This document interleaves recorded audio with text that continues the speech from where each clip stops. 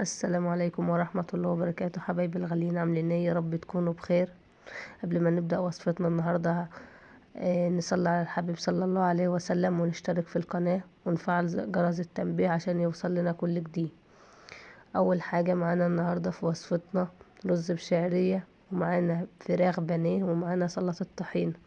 نجيب حلة او بولة صغيرة، هنحط فيها ملح وفلفل اسود، ولو متوفر بصل بودرة وتوم بودرة، وهنحط شوية من الخل، وهنحط علبة من الزبادي.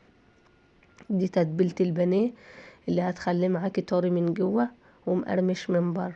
هنجيب حلة فيها صدور البانيه بتاعتنا اللي احنا مقطعينها.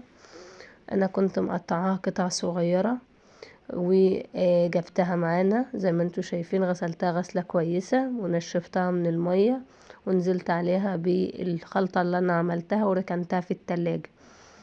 بعد كده هجيب حلة على النار، هحط فيها شوية من الزيت مادة دهنية، واحط الشعرية، واغسل قاعد الرز بتاعنا، واحط الملح، وهدي على الرز. وزي ما انتوا شايفين قاعد الرز كده مظبوط، لما المعلقة الخشب تثبت في الحلة في الوسطانية، وهدي عليه واسيبه يستوي براحته. بعد كده معانا 3 اطباق، هنحط في طبق حبتين من البيض او 3 حبات على حسب اللي عندك، او على حسب البانيه اللي عندك كتير ولا قليل. وهجيب عليهم شوية من الحليب وملح وفلفل اسود، وكده البيض بتاعنا جه.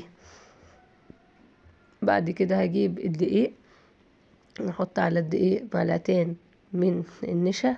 وبعد كده هجيب البقسماط بتاعتنا، وهحط عليها كيس من الفيجيتار.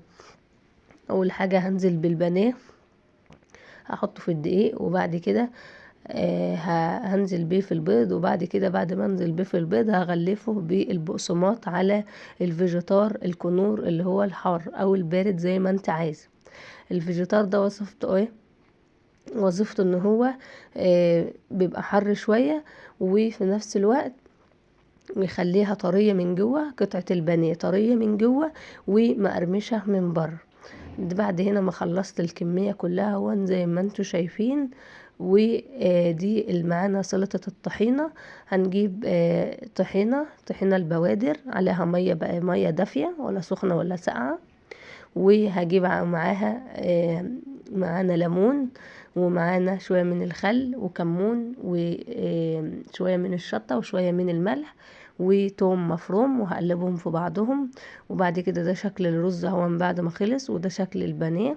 لو وصلتوا لحد هنا ما تنسوش دعوة لاختكم، وفضلا وليس امرا اشتراك في القناة، بأمنكم امانة. اي حد يشوف الفيديو يشترك في القناة. والسلام عليكم ورحمة الله وبركاته.